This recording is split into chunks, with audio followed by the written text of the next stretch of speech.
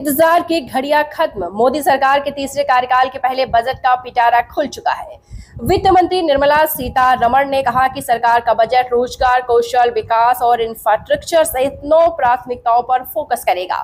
Budget भाषण के दौरान रोजगार से जुड़े कई अहम ऐलान किए गए। वहीं बजट में इनकम टैक्स स्लैब में छूट देकर मध्यम वर्ग का दिल जीतने की कोशिश की गई है।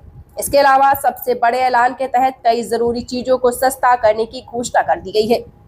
नमस्कार, मैं रिंकी वाजपेयी, आप देख रहे हैं बाराबंकी पोस्ट। दोस्तों, अगर अभी तक आपने हमारे चैनल को सब्सक्राइब नहीं किया तो सब्सक्राइब करें, लाइक करें, शेयर करें। अपनी बजट स्पीच में वित्त मंत्री निर्मला सीतारमण ने एक बड़ा ऐलान किया। कैंसर की दवाओं पर कस्टम ड्यूटी हटाने का किया। कैंसर मरीजों को राहत देते हुए 3 दवाओं पर कस्टम ड्यूटी हटा दी गई।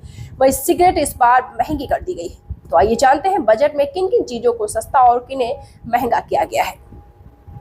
पहले बात करेंगे कौन सी चीजें सस्ती हुई हैं। चमड़े के जूते, कपड़े, सोना चांदी, mobile phone, mobile charger, electric vehicle, cancer की दवाएं, प्लेटिनम, बिजली के तार, x-ray machine, solar sets, cigarette, हवाई जहाज से यात्रा करना, प्लास्टिक का सामान, जी हाँ, पेट्रोकेमिकल। सबसे पहले अगर आप सोना चांदी खरीदने की सोच रहे हैं तो आप खरीद सकते हैं, सस्ता हुआ है। और अगर आप अपने घरों की छतों पर सोलर पैनल लगवाना चाहते हैं तो उसमें भी वो भी आप लगवा सकते हैं। अब बात करेंगे टैक्स स्लैब में क्या क्या बदलाव हुआ है। वित्त मंत्री निर्मला सीतारमण ने इस बार मध्यम वर्ग को राहत दी है।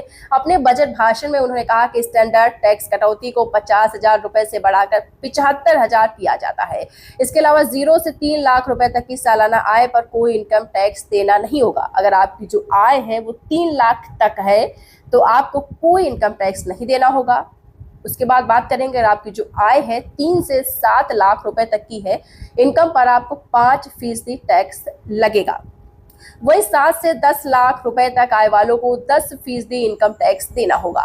10 से 12 लाख रुपए की आय वालों से 15% और 12 से 15 लाख तक की इनकम वालों से 20% आयकर लिया जाएगा। कहने का मतलब अगर आप साल में 12 से 15 लाख रुपए तक कमाते हैं तो आपसे 20% इनकम या जो टैक्स है आयकर वो लिया जाएगा। 15 लाख से अगर आप ज़्यादा कमाते हैं, आपकी सालाना जो है वो, तो उसमें आपको 30% टैक्स देना होगा। तो आपको बताते चलें कपड़े, जूते, सोना चांदी सस्ता हुआ है। और इस बजट में सरकार ने रोजगार सृजन, कौशल विकास, इंफ्रास्ट्रक्चर को मजबूत बनाने और अगली पीढ़ी के लिए सुधारों पर जोर दिया है। वित्त मंत्री ने बताया है कि सरकार का लक्ष्य इन क्षेत्रों में तेजी से विकास कर विकसित भारत के सपने को पूरा करना है। इसके साथ ही हर सेक्टर के लिए बड़े ऐलान किए गए हैं। तो इस बार का बजट मेरे ख्याल से लग रहा है कि सभी के लिए अच्छा है। इंतजार की घड़ियां खत्म हो गई हैं। मोदी सरकार के तीसरे कार्यकाल के पहले बजट का पिटारा खुल चुका है।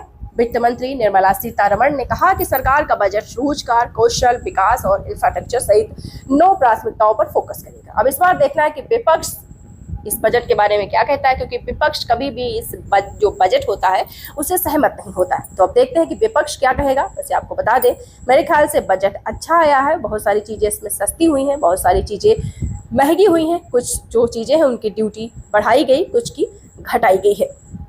एक बार आपको फिर से बता दें सस्ता क्या हुआ है।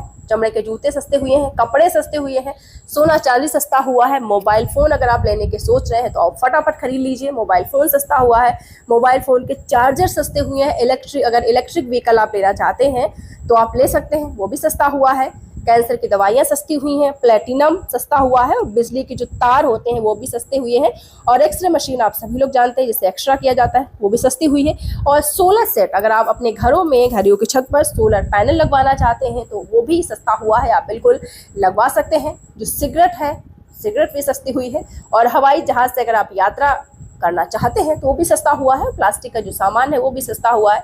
तो आई होप आपको समझ में आया होगा कि क्या सस्ता हुआ है। मैंने आपको बहुत ही संक्षिप्त तरीके से बताया है कि क्या सस्ता हुआ और क्या महंगा हुआ है। तो अगर आपको खबर अच्छी लगी है तो लाइक करें। और हाँ, एक बार फिर से मैं आपसे कहना चाहूँगी कि आप कॉमेंट ज़रूर करें। आप किस तरीके की खबरें चाहते हैं, आप कॉमेंट बॉक्स में कॉमेंट करें। धन्यवाद।